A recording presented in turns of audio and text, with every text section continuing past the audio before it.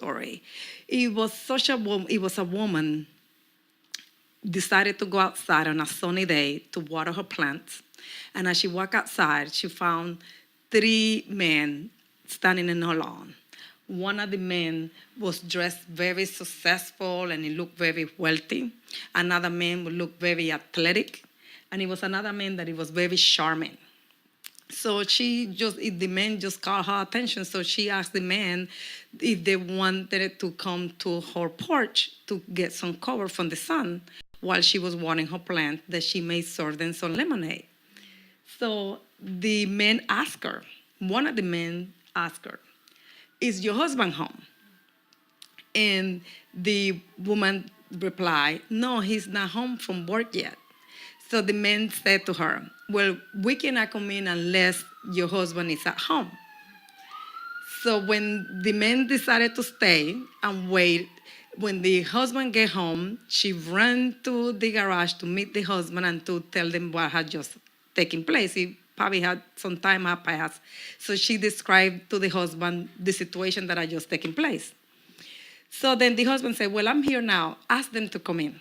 So as she approached the man told her, "Only one of us can come in. Only one of them could come in." And the woman said, "Okay, let me discuss it with my husband." And the woman went back to inside of the house and asked the man and tell the husband, "Hon, only one of them will be able to come in. So we had to choose which one we wanted to come in." So the woman went back outside and he said, "Well, why do I have to choose? Why can all three of you can come in?" And one of them decided, say, look at me. I'm very athletic. If I come in, then you have to choose if you want me. I'm just very athletic. I'm very successful. Everything that I do is just success. Then the other one said, "Well, no, you may want it to have me because I am riches. I have all kind of money. So you may want to invite me in." So then the other one replied, said, "Well, perhaps you may want to have me. Don't you see that I have a pretty face? I may want to get invited in." So you have to choose which one of us you want. The woman went back inside and told her husband, we have to decide between success, riches, or the charming one that called himself love. So then the husband go back and forth and say, "No, I want riches inside of the house." Men always want the money. So then the woman say, "No, have success inside because he looks so athletic and we will be able to follow his lead and we will be able to have a successful bodybuilder type like how he have and eat healthy and everything." And they went back and forth to decide and they could not come in with an agreement. So the woman went back and said, "Well, since we can't agree, what you think? Let's just choose the other option that we didn't consider." So she went outside and told the man and said, "Okay, after deliberating, we decided to go with love." And as she opened the door for the man that called love to come inside the house, the other two follow. Success and riches follow. And she said, "Oh, wait a minute. How can you come in if you told me only one of you could come in?" And Success replied, he said, "Well, wherever love go, I follow, and also riches follow. But if you would have choose me, Success, I just go solo. I don't need anybody. You look at this body. I don't need anyone. And Riches have all kind of money, so he don't need anyone." So the moral of the story is that if you choose love, everything will follow. So that's one of the things that we wanted to make sure to bring you today and let you understand that love conquered it all. Love will always open a door for everything else to come after that. Love will be yes. Love will be able to let you decide that, hey, now we happy and we have money and we can take all this travel and we can do all this stuff because love is there. If love is not there, we don't have anything. Love will never ceases. Love never ceases. Love, let me tell you, the proof of love is the desire to give. When you give, you love. This is how love is being manifested. Even when we think about God, God loves us so much that He gave us His Son to clean us from our sin, that we may be able to redeem ourselves. Love conquers fear. So I challenge you to bring back love into your home.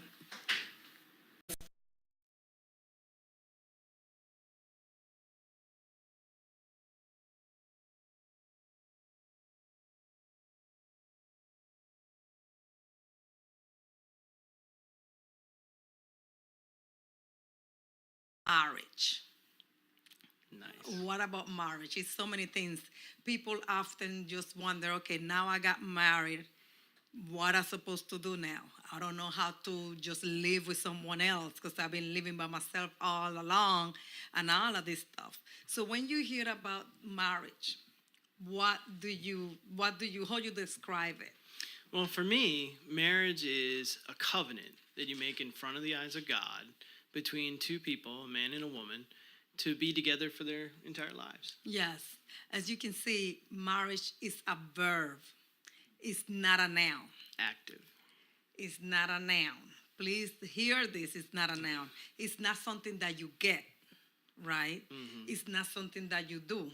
It's the way how you love your spouse. Exactly. Through the good, the bad, through sickness and health, if you have money or not. That is marriage. Yep. Love unconditional. So when a lot of people say marriage is 50-50, what do you think? I don't think so. Marriage is not 50-50. Divorce is 50-50 because everything gets split up. In marriage, you need to bring your 100. You need to bring 100%. Both parties, the wife and the husband, must bring everything they got so Exactly. it can make it work. Yep. Can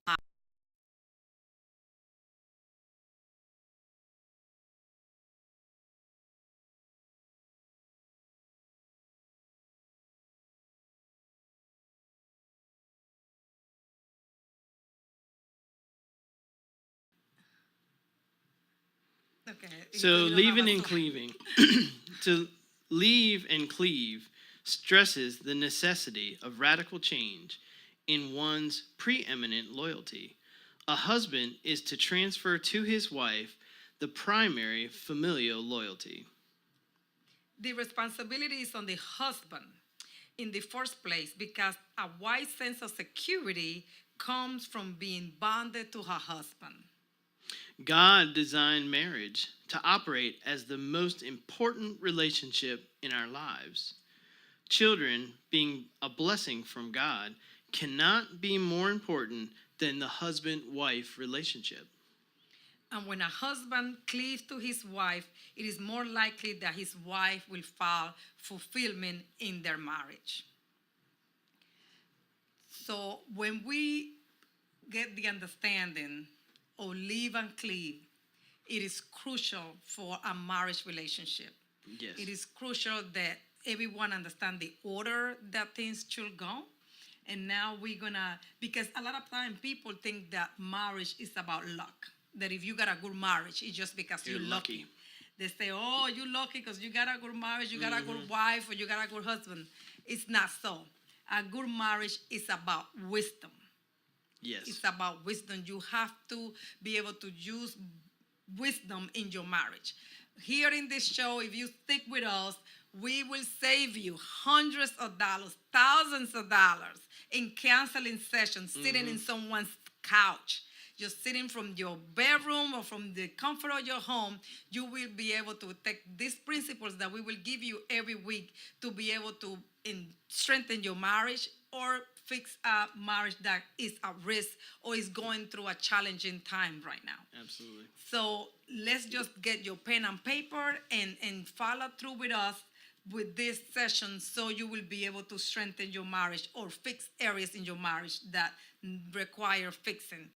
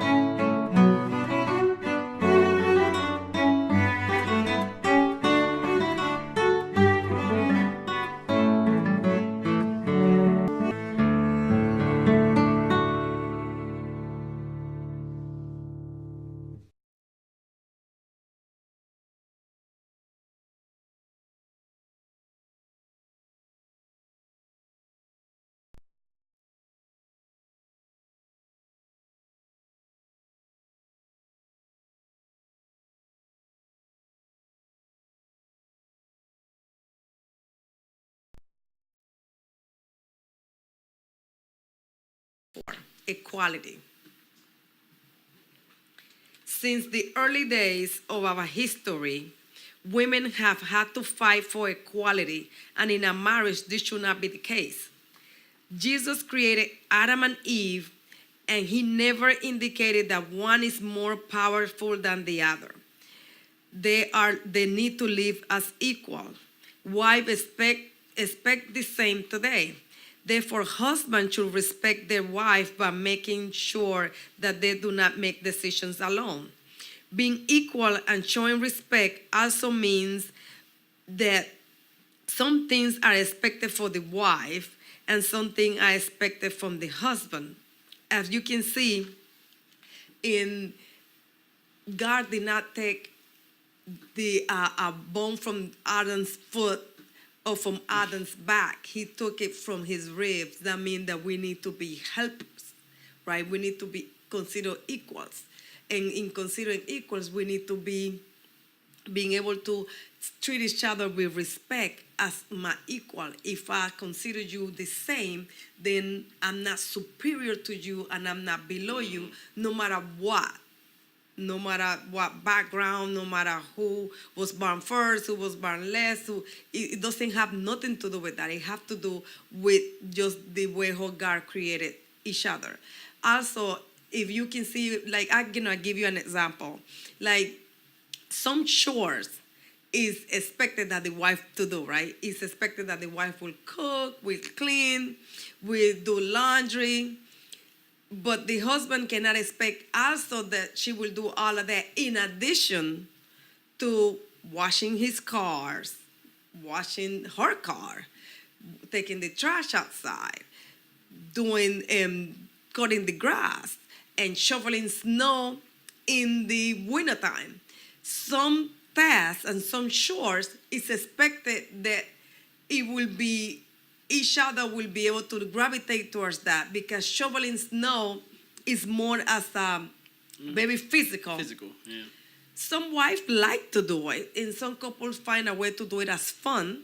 But for the most part, it's just nice and a level of equality that the wife will make sure that create a nice environment, even if she cook or not, or if she clean or somebody else clean, perhaps a maid service or something.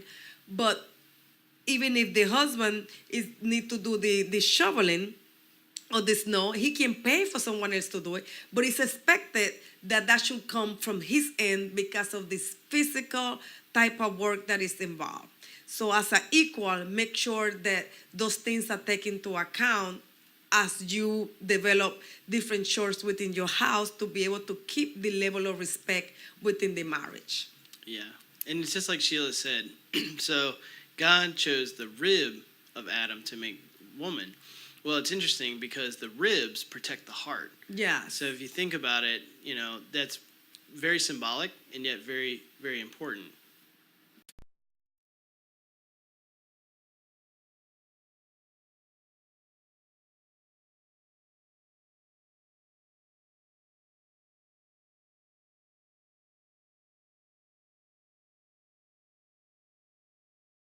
Some lesson that both couples can learn from sports. Now we got our first team sports that we're gonna discuss today is baseball. Baseball. So, baseball, the take-home message from it is keep them guessing. This doesn't mean expecting your mate to read your mind. It means keeping some mystery and delight in your marriage. Yes, baseball, it was one of the first team sports that I played because it was so simple. Back in Panama, we play baseball with tennis balls and a broomstick. So you have to be able to know how to swing the ball with a little ball and a broomstick. And some of us will get a wider stick and they be able to swing the ball. So baseball, in most Latin countries, that's the first sport because it doesn't require that. It doesn't require much to be able to play. And it's always a lot of kids in the neighborhood. So that way everybody happen to be in one of the teams. So let's go with our number 2 sport. So number 2, volleyball. Volleyball. Volleyball tells us that practice makes perfect. The most often you share what is in your heart with your spouse and what your feelings are like to one another, then the stronger your marriage becomes. Volleyball is the sport that I play. So I was not good at serving at the beginning. So I needed to play. All my friends were so good at volleyball, and I had to try more than everybody else. I had to play and practice more and more, harder to become a good volleyball player. Obviously, I was not excellent because I didn't go to the Olympics, but I had to practice every day my serving. So my ball would not hit the net. I had to practice and practice and practice. And that's what you need to do with your marriage. Practice speaking to your feelings, to disclose your feelings to your husband. Practice being kind. Practice being nice to him and to be able to communicate your feelings and the expectations. That way you will come so good at it. I have to admit, I would have liked to seen you playing some beach volleyball. Well, I didn't play beach volleyball. I didn't like to put in two-piece suits, so I play regular volleyball where it's 6 on one team and 6 on the other team. actually Yeah. didn't remember that it was 6-on-6. Yeah, volleyball. Yeah. That just goes to show you how much you know about sports. Yeah, I wasn't a volleyball player. I mean, I played pickup games, throughout my life, but never professionally. So let's go with our number 3. So number 3 is lacrosse. So people should know about that. It's very popular here in Maryland. So in lacrosse, we learn about fair fighting. So as we know, in lacrosse, you can do checking, which is where you can use your stick to block or try to loosen the ball from the other player. And oftentimes, lacrosse is also a really fast-paced sport. So between the checking and the fast pace, what we can learn from that is that couples must pace themselves in order to achieve victory for their team, and they have to do it in such a way that is constructive. So lacrosse, as we know, lacrosse, they don't play lacrosse in Panama either. No, I don't even think do they even know what a lacrosse stick looks like. No, they don't play lacrosse in Panama either. So it's a more, pretty much a good, not a Latin American sport. Yeah. However, what we learn from lacrosse is that you have to be able to you have certain rules that you have to follow. You cannot hit your opponent in certain areas. Mm-hmm. So you have to be able to fight fair. What we say about fighting fair, you can tell your husband or your wife, scream things that they have confide to you in secret, that they have confide to you as being your best friend, that now we arguing about the bathroom, who left the bathroom light on. Now I'm gonna tell you all the stuff that you said to me in confidence. That's not fighting fair. That's like Yeah. a low blow in boxing. You can't do that. Exactly. And it's not recommended for you to do that because it's not gonna end right. Mm-hmm. It's not gonna end right. It's gonna go from one thing to the next and it will turn badly very, very Exactly. quickly. And just like we know, a shot to the head is going to get you penalized. So don't do it. I mean, we talked about the having house rules. Well, if you've mutually agreed on it, then don't go out of your zone and violate that on purpose. Yes. Let's go with our number 4 team sports, and that is basketball, one of my favorites. What basketball teaches is wait for the right moment. Although you should pick the right time to have a difficult conversation, don't wait too long before having the talk. So basketball, what it teaches, you have 24 seconds to shoot the ball.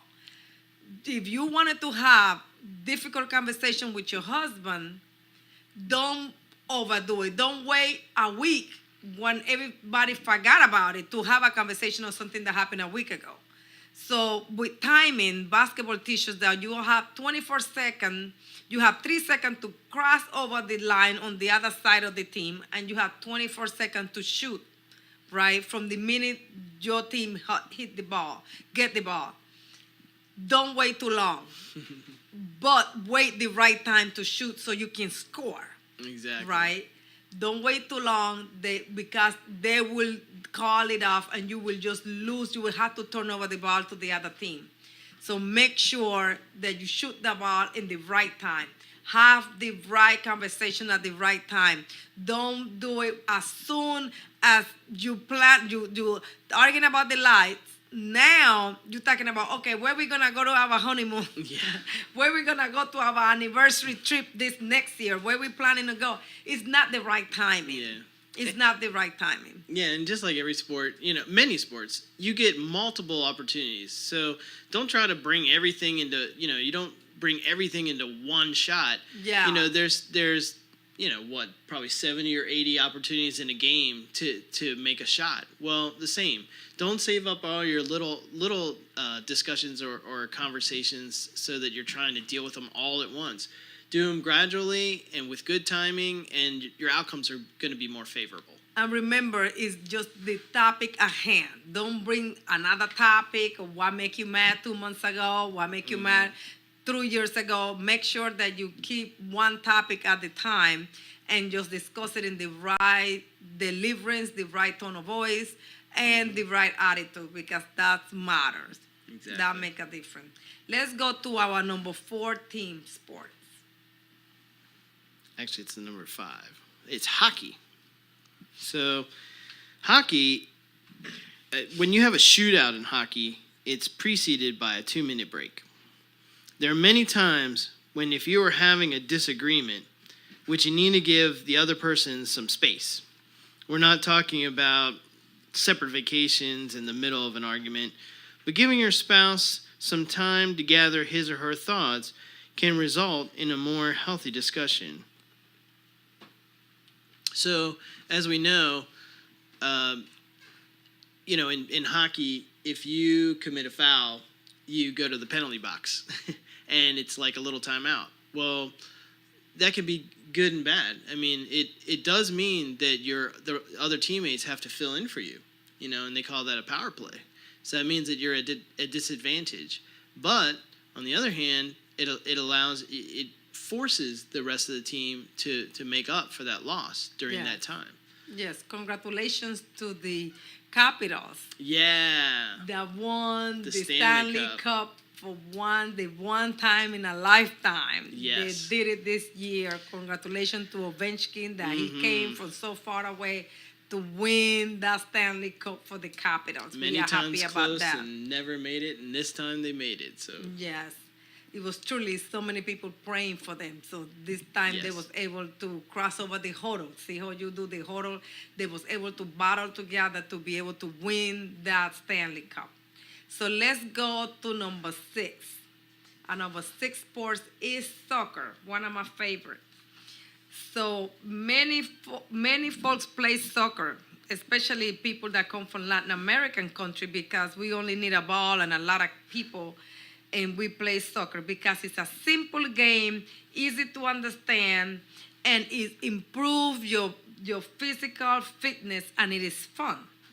Part of creating a successful marriage is scheduling date nights, laughing together, relaxing together, and having fun together. So in what we learn from soccer, that is a simple game, right? So in marriage, we can just be happy by doing simple things. Everything don't have to be exclusive, luxurious vacation, although I enjoy those too, but that cannot be every single day or every single month. Yeah. But you have to be able to go take a walk in the evening. Now that it's summer, you can take a nice evening walk in the park with the dogs. You can, or without the dogs, or with your husband. You can just go to the movie theater. People who say that the movie theater is too expensive, then you can go to other movie theater. They still have the matinees that you can go to, where you can get popcorn and everything at reduced price. You can just do things that don't cost money. Go to walk around in a festival. Yeah. You can just go to an event, go to church together, make it a date night to go to church, and then after that, just relax at home. Just sit in your backyard with a lemonade. Just eat watermelons, melons, grapes. Just do all the things that you enjoy together and get some satisfaction. Just walk through the city. Go see some monuments. Go to museums. Go to a library. All of these things doesn't cost money. It's not a big budget to be able to do those activities, but it will be very rewarding at the end of the day, and just enjoy your life together. yeah, or grab a ball and go kick it back and forth, and you're playing soccer. And you play soccer. Yes. So, Number 7, last but not least, my husband's favorite. and my favorite is football. We're talking about American football. So in Latin America, they call football soccer. So just to clarify, in football, the object is to get the ball to the end zone more often than your opponent. So the key here is don't sabotage your marriage. In order to reach your goals as a couple, you need to work together as a team, and you're striving to make one more touchdown. Yes. Football is a team sport that a lot of time people don't understand it, right? The thing to understand is that 2 different teams. You have the offense and you have the defense. Yep. So when the offense is in the field, the objective is to score a touchdown. I don't know how they call this team football because they're not really kicking it, they're throwing. They're not using So their the feet. real football is soccer in my world. So anyway, they play those, and they being able to just, and then the defense on the other side, the objective is for them to keep the offensive team from scoring. Mm-hmm. So it's very Preventative. physical. I don't like the physicality of it sometimes, but it's very physical. It's very aggressive. It's a lot of trash talking that we don't hear. You have to go to the live event to be able to experience those and to be Yeah. able to see what go on in a football game.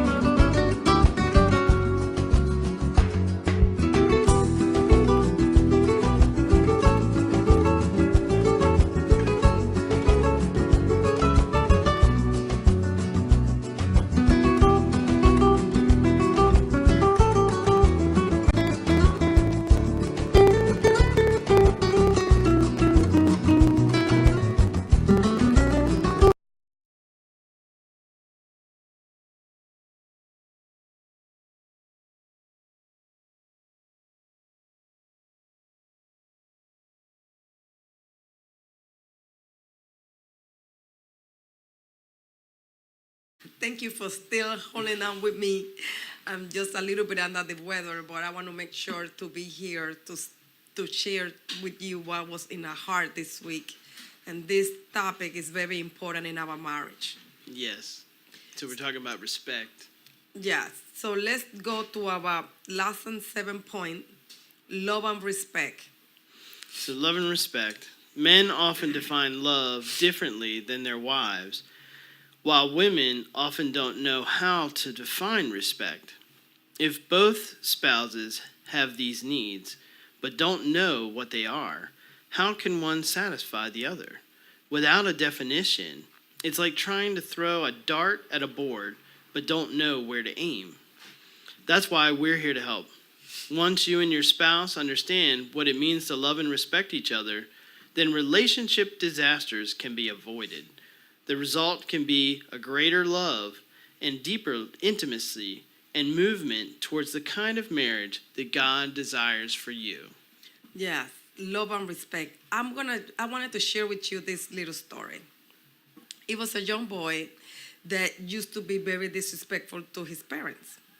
So he will get into this temper tantrum and be very angry. So the father told him, every time that you be disrespectful to us, you need to go and just hammer a nail into the fence, into the backyard fence. So the little boy will go and do that. So it was like a bag of nails. The whole bag ran off, and then after he was like, after he did most of the bags that ran off, he went and tell his father, say, "Oh look, it's been a couple of weeks and I haven't had to go to the fence to to put on a nail on the fence. So the father say, okay, so let's just wait and see if you will not be disrespectful again. So another couple of weeks went by and he wasn't disrespectful. So the father said, okay, every time that you are not that a day go by and you are not disrespectful or you don't get into a temper tamper, go ahead and take one nail out. So every day he will take one nail out and he continued to not have disrespectful behavior toward his parents or to any adults. Come to the point that he to remove all the nails. And he went on and he told his dad, see, Dad, I've been so good because I was able to remove all the nails from the fence. The father turned to him and he said, let me show you something. Look at all the holes that you left with the nails. Do you see anything with the fence? He said, yeah, the nails have holes on the fence. And the father explained to him, those are the damages that you have put in our heart from all the disrespectful behavior that you created. So this moral of the story is, make sure that you don't pierce your spouse's heart by being disrespectful to your wife or to your husband. Make sure that you don't create damages that it may not be reparable. And I think a lot of couples sometimes tend to go on the deep end, like we would say, because it's so much damage already been done, and they just don't have an outlet of ways to be able to repair that. So what they do, they tend to just go away from the things of God, don't seek God and seek Bible study or counsel for people who really know God that can help them repair the damage that each other had created within each other's heart.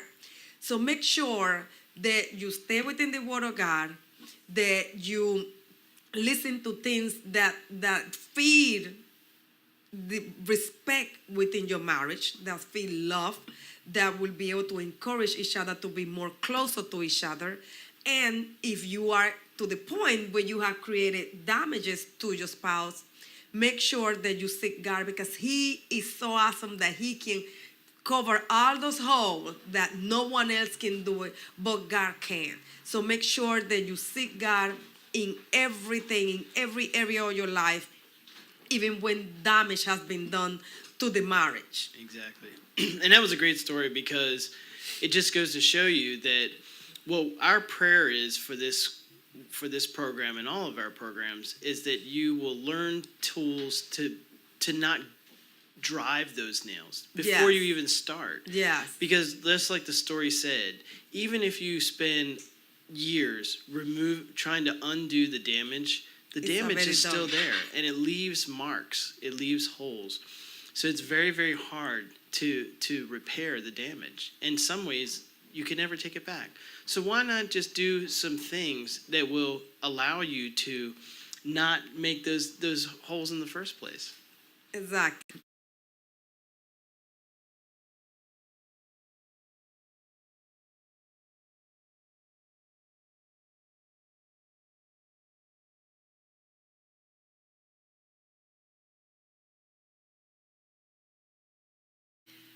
Resolving conflicts require forgiveness. The key to maintaining an open, intimate, and happy marriage is to ask for and grant forgiveness quickly. And the ability to do that is tied up with each other's relationship with God. Forgiving means giving up resentment and the desire to punish your spouse for something that they did. An act of will and to let the other person off the hook. As a Christian, you do not need to do this under duress, screaming and protesting about forgiveness.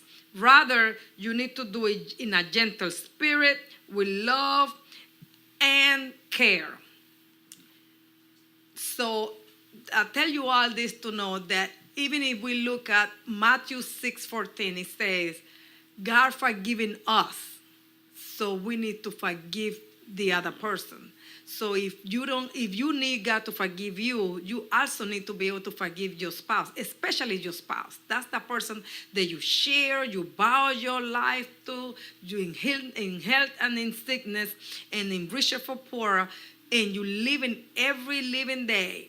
The first person that you see when you wake up, the last person you see when you go to bed. Yes. And it's so sad that you're gonna be not being able to be forgiven of your spouse whenever a situation arrives. Forgiveness is become such a hard thing. And people don't like to do it. They don't like to express it because they feel that, oh, they're losing. They feel like why am I gonna do this and why am I gonna do that? Now, also remember, you cannot be so vocal and scream out your house. And when the time comes, you want to go to your mother's house and ask your mother or your sister or your brother to call your spouse. Oh, forgive my little sister. You know, she get all off the way. No, you need to be able to go in person, talk to your spouse, and being able to be open and caring with them. Not over the phone. You can do it over the phone. Not on a text and think when you come home, send a text or send an email and think that when you come home, everything is rosy-dory. You have to be able to ask for forgiveness verbally, face-to-face, with a loving and caring attitude. Exactly. So my hope for you is that you will, being able to, as difficult as it sounds, you will work through conflict in marriage.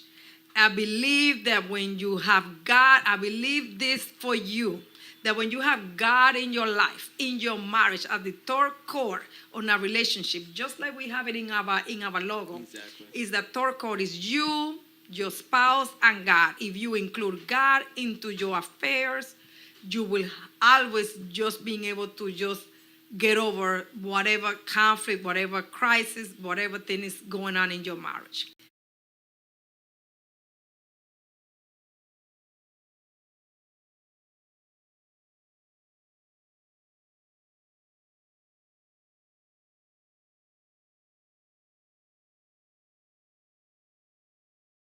Say is point number 10.